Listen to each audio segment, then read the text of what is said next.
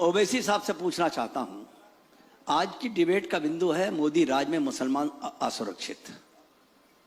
निश्चित तौर पर आदरणीय नरेंद्र मोदी जी ने तो प्रयास प्रारंभ किया मुसलमान के प्रति सुरक्षा की भावना का जागृत करने का, लेकिन क्या ओवैसी साहब के जो जहरीले भाषण रोज होते हैं हिंदुओं के खिलाफ, उनसे क्या यह संभव है कि मोदी साहब का जो प्रयास है सबका साथ सबका विकास, उस्ताद योजना, मुस्लिम लड़कियों के लिए शिक्षा की बेहतर व्यवस्था, विदेश अगर अल्पसंख्यक समुदाय के लोग जाएंगे तो उनके लिए बेहतर व्यवस्था, ये जो उन्होंने प्रयास प्रारंभ किया है, क्या दोस्ती का हाथ एक तरफा ही चलेगा, दूसरी तरफ से नहीं बढ़ेगा? दूसरी बात पूछना चाहता हूं मैं ओवैसी साहब से कि क्या भारत के संविधान की जिसकी दुहाई ओवैसी साहब दे रहे हैं, भारत के संविधान में आस्था भी व्यक्त कर रहे हैं, लेकिन उस संविधान में कहीं धर्म पर आधारित आरक्षण की व्यवस्था नहीं है, और फिर आरक्षण की चर्चा कर रहे हैं ओवैसी साहब, और दादरी की चर्चा की ओवैसी साहब ने। मैं ओवैसी साहब से विनम्रता पूर्वक आग्रह करूंगा, जो वहां का मेडिकल परीक्षण होकर आया उस मांस का, उस रिपोर्ट को देख लें। उत्तर प्रदेश की समाजवादी पार्टी की सरकार ने उस मेडिकल रिपोर्ट को जो परीक्षण होकर आया उसको छिपा कर रखा हुआ है। दूसरी बात, 602 सांप्रदायिक उन्माद की घटनाएं समाजवादी पार्टी की उत्तर प्रदेश की सरकार के कार्यकाल में हो चुकी है 4 साल में, क्या उस पर भी कोई टिप्पणी करना उपयुक्त समझेंगे? जी, आप जवाब ले लेते हैं एक एक करके। पहले जी हाँ, लेकिन एक एक करके दीजिएगा। पहले उन्होंने कहा आपके भाषण बहुत जहरीले होते हैं, समाज में विष जहर घोलने वाले होते हैं। ठीक है सर, अब ऐसा है ना कि मेरे भाषण बास के लिए हक बयान करना जहर है और बास के लिए हकायक पर मुबन्नी है। मैं हर जगह तकरीर करता हूं सर, उत्तर प्रदेश से हैं, बीकापुर में मेरे 2 रैली हुए सर, मेरे ऊपर एक केस नहीं बुक हुआ। महाराष्ट्र में मेरे 25 मीटिंग्स हुए, एक केस नहीं बुक हुआ। आपको अनुमति नहीं देती है उत्तर प्रदेश सरकार, आपको इलाहाबाद में अनुमति नहीं दी उत्तर प्रदेश सरकार ने, आपको लखनऊ में अनुमति नहीं दी। सर सुनिए, आप बुजुर्ग हैं, मैं वही तो कह रहा हूं कि उत्तर प्रदेश सरकार में और आप में जुगलबंदी है, नूरा कुश्ती हो रही है आप में उत्तर प्रदेश सरकार में। आप एक तरफ बोलते हैं, वो दूसरी तरफ काम करते हैं। बीकापुर में मैं तकरीर कर सकता हूं बाई इलेक्शन में, मगर आम दिनों में आ नहीं सकता। आपका बात बिल्कुल सही है, आपकी गवर्नमेंट सेंटर में है, आप क्यों नहीं उनको एक नोटिस देते कि इतने फसादात क्यों हो रहे हैं? तीसरी बात, आप कहते हैं माइनॉरिटीज का बजट का, आप मदरसा मॉडर्नाइजेशन की बात किए। अभी मोहतरमा HRD मिनिस्टर साहिबा थी, उनसे पूछ लेते कि मदरसा मॉडर्नाइजेशन में इस साल 130 करोड़ रुपए कम कर दिए गए, क्यों कम कर दिए गए? मैं तो चाह रहा हूं ना सर ये सब चीजें आए। और आप रिजर्वेशन की बात किए सर, मुझे ये बताइए, हिंदुस्तान के कॉन्स्टिट्यूशन में आप बोल रहे हैं, तो ये कहां से आ गया कि सिर्फ हिंदू, सिख और बौद्ध मजहब का ही दलित होगा? क्या ये equality before law, right to religion equality इसके खिलाफ नहीं है? और फिर रिजर्वेशन आप कर्नाटका में आप दिए, आपकी हुकूमत थी बीजेपी की, वहां रिजर्वेशन कंटिन्यू किए आप। जाटों को किस बुनियाद पे दे रहे हैं सर आप? पटेलों को किस बुनियाद पे दे रहे हैं आप? इसलिए कि वो हिंदू हैं? आप इसका यह मतलब बताना चाह रहे हैं कि आप जो हिंदू के अच्छे लिए करेगा जो मुसलमान के लिए नहीं करेंगे? सर कॉन्स्टिट्यूशन तो आपके लिए बराबर है ना? कोर्ट डिसाइड करेगा वैसे साहब, ये डिसाइड कोर्ट करेगा ना। एक सवाल अजीत अंजुम इंडिया टीवी के मैनेजिंग डायरेक्टर हैं, एक सवाल उनका। ठीक है सर, मैं आपके इल्म में इजाफा करने के लिए कहूंगा कि सच्चर कमेटी के पेज नंबर 45 पर जाकर पढ़िए, जिसका बार बार बीजेपी जिक्र करती है गुजरात का मामला लेकर के, अच्छा मामला है। सच्चर कमेटी को पढ़ लीजिए, मुसलमानों में और क्रिश्चियंस में भी जात है इस मुल्क। सर इंडिया आप कोई भी न्यूज़पेपर उठा के पढ़िए, सब में कास्ट है। अच्छा, ऐसे बिना माइक के आप बिना माइक के आप लोग बोलेंगे, वो इस्लाम की बात नहीं हो रही, कॉन्स्टिट्यूशन में इक्वालिटी की बात हो रही है।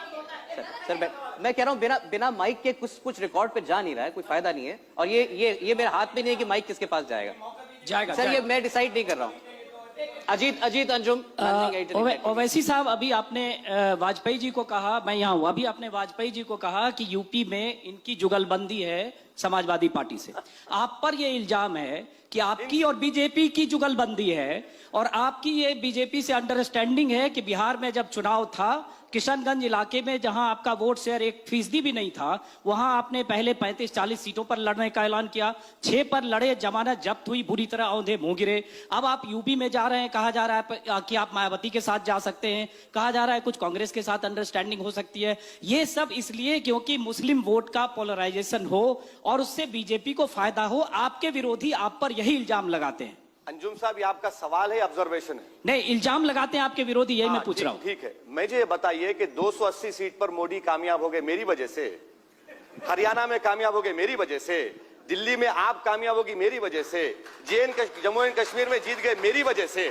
सर आपसे उम्मीद नहीं थी। अच्छा सुनिए, अब आप जुगलबंदी की बात कर रहे, मैं 6 सीट पर बिहार की लड़ा, आप मुझे खरीदने तैयार है, चलिए मैं बेचने तैयार हूं। आप 6 सीट पे खरीदेंगे मुझे? खरीदने की आप बात 100 सीट पे लड़ेंगे ना, 100 सीट पर आप खरीदेंगे ना, 6 सीट पे लड़ेंगे आप मुझसे। आखिरी बात, उत्तर प्रदेश लड़ूंगा मैं, और ये आप तमाम से अपील कर रहा हूं कि आपको मेरी बात पसंद नहीं आएगी, ठीक है, मगर मुझे तो बोलने का हक है। जब मैं हिंदुस्तान की सबसे बड़ी पंचायत में खड़े होकर बोल सकता हूं, तो मुलायम सिंह के आजमगढ़ में जाकर नहीं बोल सकता? क्या वहां पर कॉन्स्टिट्यूशन नहीं है? क्या आजमगढ़, क्या मुलायम सिंह यादव खानदान का परिवार का हिस्सा है? क्या हिंदुस्तान का हिस्सा नहीं है? इस पर आप लोग क्यों नहीं बोलते? नहीं, आप बोल सकते हैं, ओवैसी साहब। और सर हाँ। सर ये इल्जाम लगता रहेगा, काशीराम पर भी लगा, और जिस पार्टी से शाजिया छोड़कर चले गई केजरीवाल पर भी लगा, मुझ पर ही लगा। आप एक सवाल सुन लीजिए, मुझे ओवैसी इल्जाम साहब। की फिक्र नहीं है सर, जैसा कि शायर ने कहा था, मैं अकेला ही चला था जानिब मंजिल, लोग आते गए और कारवां बनता गया। वैसे साहब इसी से एक सप्लीमेंट्री क्वेश्चन है कि आप मुसलमानों को बीजेपी का मोदी राज का हवा दिखाकर, डर दिखाकर मुसलमानों में असुरक्षा पैदा करते हैं। ये काम कभी आप करते हैं, कभी आजम खान करते हैं, नहीं। और इससे आपकी वोट बैंक पॉलिटिक्स तो होती है, मुसलमानों का कोई फायदा नहीं होता। ये इल्जाम है आप पर। अंजुम साहब, मैंने पार्लियामेंट की पहली स्पीच में कहा कि मैंने मिस्टर मोदी को मुबारकबाद दी कि आपने ये सो कॉल्ड मिथ जो था मुस्लिम वोट बैंक का, उसको तोड़ दिया। हिंदुस्तान में शुरू से हिंदू वोट बैंक चला आ रहा है, मुस्लिम वोट बैंक तो था ही नहीं कभी, ना मुस्लिम लीडरशिप थी। मैं तो ये कह रहा हूं कि माइनॉरिटीज का पॉलिटिकल एम्पावरमेंट बहुत जरूरी है, और उसके लिए मैं लड़ रहा हूं। एंड ऑफ द डे वो हुकूमत आवाम पसंद करेगी जिसको वोट डालना नहीं डालना है, मगर ये कब तक चलता रहे? क्या मैं दुनिया में पैदा इसलिए हुआ हूं कि सिर्फ एक ही पार्टी को या एक दूसरी पार्टी को वोट डालूं? क्या मैं अपने मुकद्दर के फैसले नहीं कर सकता?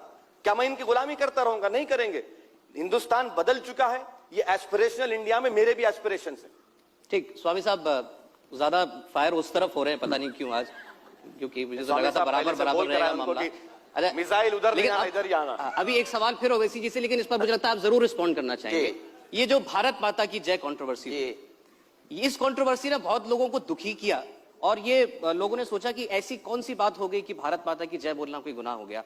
इसका एक्सप्लेनेशन आप दे दें आज। और दूसरा ये इल्जाम आप पे है कि ये आप इस विवाद में कूदे, इसीलिए ये आपका वो इलाका ही नहीं था, आप दूर से दौड़ के आए और आपने छलांग लगा दी।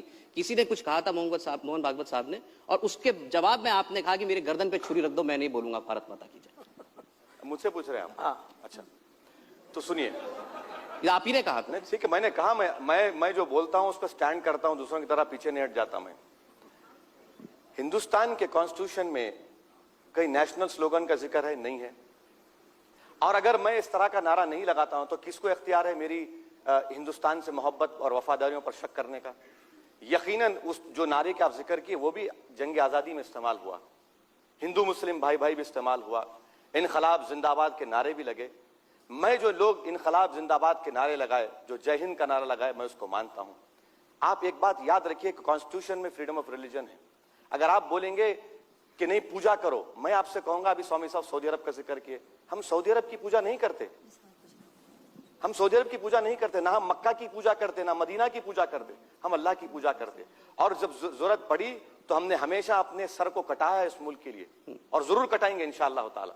मगर आप ये मत बोलें, आप इस तरह का सवाल करके ये मत पैगाम दीजिए कि नहीं आप ये बोलेंगे, कल आप बोलेंगे ये कपड़े उतार दो, कल आप बोलेंगे ये सवाल। पहली बात तो इसको आप जनरलाइज मत कीजिए। ये सवाल सिर्फ आपसे था, असदुद्दीन ओवैसी इंडिविजुअल से। इसको आप कम्युनिटी में बिल्कुल मत जोड़िए। हमने किसी के लिए कुछ नहीं कहा, ये आपके लिए कहा गया था। Asaduddin Owaisi as a individual और एज एन इंडियन सिटीजन, सबसे पहले मैं आपसे कह रहा हूं कि ये कॉन्स्टिट्यूशन में इसका कोई रिक्वायरमेंट नहीं है। और अगर कोई नारा लगाता है जो स्वामी साहब लगाते हैं, मैं उनको सपोर्ट करूंगा, बिल्कुल लगाइए आप। आपको मैं उसके खिलाफ नहीं हूं, आपको मैं जवाब पार्लियामेंट में दिया। उस बात के खिलाफ हूं कि आप किसी को फोर्स करें। आपको जवाब पार्लियामेंट में दिया जावेद अख्तर ने, मैं वो सुनाना चाहता हूं सब।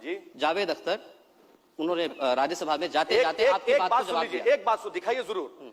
जिस दिन वो तकरीर कर रहे थे उस दिन चेयर पर हामिद अंसारी शेरवानी पहनकर बैठे थे। ये तो खुशी की बात होनी, कोई तो कह रहा हूं, देख लीजिए। एक बयान सुन लेते हैं जावेद अख्तर का। मैडम आपकी हुकूमत है, आप क्यों नहीं एक्शन ले रहे? मुझे गुस्सा आप पर है, मुझे गुस्सा आपकी वफादारियों पर होता है कि आप क्यों एक्शन नहीं लेते। आपकी पार्टी पावर में है, आपके डिप्टी चीफ मिनिस्टर है, आप क्यों नहीं एक्शन लेते मैडम? अरे 2 साल से मेरा तो सीएम नहीं है, आपकी गवर्नमेंट है जिसको आपने अपनी आस्थाओं से, उम्मीदों से वास्ता किया। बिल्कुल सपोर्ट नहीं करता हूं, माइक ही दे दीजिए। बिल्कुल सपोर्ट नहीं करता हूं, बिल्कुल करता हूं।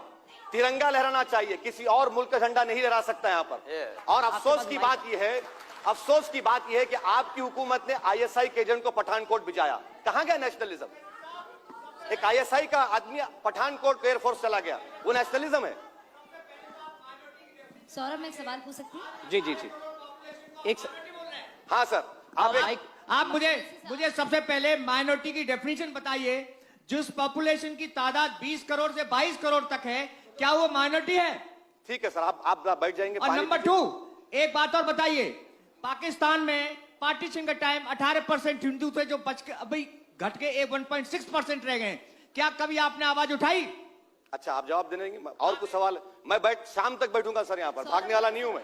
सुनिए, माइनॉरिटी का definition ministry of home affairs के वेबसाइट पे एक नोटिफिकेशन है। उस नोटिफिकेशन को वाजपेयी सरकार ने भी नहीं निकाला। उस नोटिफिकेशन को वेंकट चलैयर कॉन्स्टिट्यूशन रिव्यू कमेटी बनाई गई थी, नहीं निकाला। तीसरी बात, कॉन्स्टिट्यूशन में 4 मर्तबा माइनॉरिटी का जिक्र किया गया है और सब सुप्रीम कोर्ट के जजमेंट्स हैं। मिसाल के तौर पर, जो हिंदू जम्मू कश्मीर में वो माइनॉरिटी है, जो हिंदू पंजाब में है वो माइनॉरिटी है, जो हिंदू नॉर्थ ईस्ट में माइनॉरिटी है। ये माइनॉरिटीज का डेफिनेशन है सर, आप इसको सोचिए। ये है लीगल जजमेंट। नहीं, आप झूठ बोल रहे, नहीं, आप लीगल जजमेंट है, पढ़िए आप। नहीं, आप इस तरह के अल्फाज नहीं इस्तेमाल कर सकते। आप इंटेलेक्चुअल डिबेट करिए, पर्सनल अटैक मत करिए। नहीं, झूठ नहीं, आप जजमेंट बताइए, मैं आपको बताऊं। आप एक मिनट सर, मुझे बोलने दीजिए। एक मिनट बैठिए, मैं जवाब सुनने तैयार हूं। सर सुनिए ना, आप क्या गलत बयानी कर रहे हैं, मुझे बताने तो दीजिए। टीएमए आप क्या गलत बोल रहे हैं, सुनिए तो, आप सुनिए तो, गलत बयानी क्या कर रहे हैं। माइनॉरिटी का प्रोविजन कॉन्स्टिट्यूशन में है, लेकिन कौन माइनॉरिटी होगा, माइनॉरिटी कमिशन उसको जो है डिटरमिन करके। सुनिए, मिनिस्टर होम अफेयर्स, मुझे बोले, मिनिस्ट्री ऑफ होम अफेयर्स। भाई बोले, आप इतने इंटॉलरेंट क्यों है भाई? आप हम पे इल्जाम लगाते हैं इंटॉलरेंस का, यहाँ तो बात ही नहीं करने दे रहे आप। कमाल के आदमी आप भी। बोलिए सर, मैं तो बैठा हूं ना। सुनिए, इसके बाद जब ये वेट होता है कौन माइनॉरिटी होगा, पंजाब में हिंदू माइनॉरिटी नहीं है। माफ करिएगा, आप झूठ बोल रहे हैं, क्योंकि अभी आपने कहा कि माइनॉरिटी कौन होता है, जो मिनिस्ट्री ऑफ होम अफेयर्स जिसको माइनॉरिटी डिक्लेयर करेगी। पंजाब में हमें नहीं करा है, नॉर्थ ईस्ट में हमें नहीं करा है। और आगे चलिए, आप यूनिफॉर्म सिविल कोड की बात कर रहे थे, सुन लीजिए, ये हिंदू सिविल कोड है क्या? ये तो हिंदू सिविल कोड की तो बात ही नहीं है, ये तो यूनिफॉर्म सिविल कोड की बात हो रही है। अब आपको उसमें भी तकलीफ है, क्योंकि अगर सुनिए एक साहब, आप उत्तेजित क्यों हो रहे भाई? आप उत्तेजित क्यों हो रहे? आप 2 साल में भाजपा की सरकार में मुसलमान असुरक्षित है, उसका इल्जाम लगा रहे।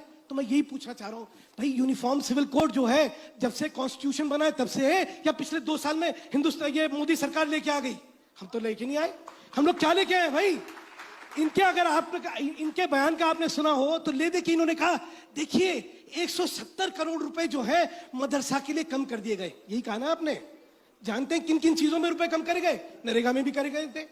तो आप कहते हैं भाई ये नरेगा में करे गए, इसके मतलब ये माइनॉरिटी के खिलाफ हो गए कि हमारे लोग भी नरेगा में जाते हैं। लॉजिक की बात करिए। और सुनिए वो एसी साहब, एक फंडामेंटल समझ लीजिए, विश्व भर में समझाइए मत, अपनी बात करिए। मैं बात आपसे ही कह रहा हूं, आप यूनिफॉर्म सिविल कोड के बारे में गलत बयानी क्यों कर रहे हैं? और आप माइनॉरिटी के बारे में गलत बयानी ना करिए। माइनॉरिटी जो है, हिंदू माइनॉरिटी कहीं नहीं है सर, ऐसे ऑडियंस और माइनॉरिटी में लिंग्विस्टिक माइनॉरिटी का भी है। मैं इनका जवाब दूंगा, माफ करिएगा, सुन लीजिए। एक सर, मित्तल साहब प्लीज, मैं इनका जवाब दूंगा सर। आप दे दीजिएगा, आप दे दीजिएगा। स्वामी साहब बहुत देर से खामोश बैठे। मित्तल साहब आप सुनिए, अब आप दिल्ली में रहते हैं, आपकी सुन, अरे यार देखिए, ये ओवैसी साहब, मेरी बात तो सुन लो, मेरी बात तो सुनो, फिर इनकार करो, गुस्सा करो, सुन तो लो, लिंच मत करो। सुनिए, टीएमए पाई, इनामदार, सेंट स्टीफन, ये सुप्रीम कोर्ट के जजमेंट्स में इसका जिक्र है सर। अब ये बहस क्यों आगे बढ़ नहीं सकती है? ओवैसी साहब प्लीज। और